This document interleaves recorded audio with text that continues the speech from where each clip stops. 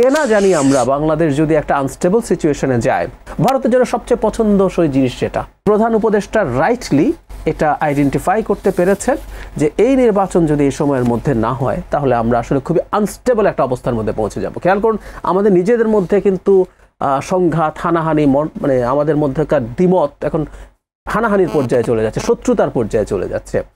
কেনা জানি আমরা বাংলাদেশ যদি একটা আনস্টেবল সিচুয়েশনে যায়, সেটার সুযোগ নেওয়ার জন্য দেশি বিদেশি অনেক মানুষ বসে আছে। দেখবেন ভারত মুখে মুখে বলে বাংলাদেশ একটা নির্বাচিত সরকার হলে তারা চায়, তার সাথে তারা ভবিষ্যতে যোগাযোগ করবে, চাচ্ছে যে আমাদের দেশে একটা সুষ্ঠু নির্বাচন চাচ্ছে।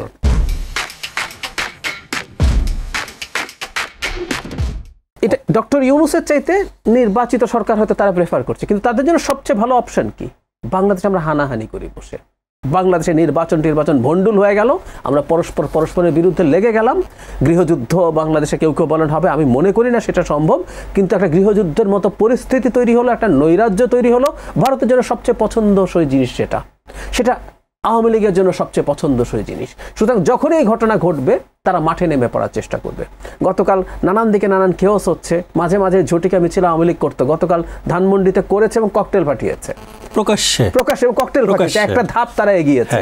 সুতরাং এই ঘটনাগুলোই আসলে ঘটবে যদি আমরা এগুলো করি।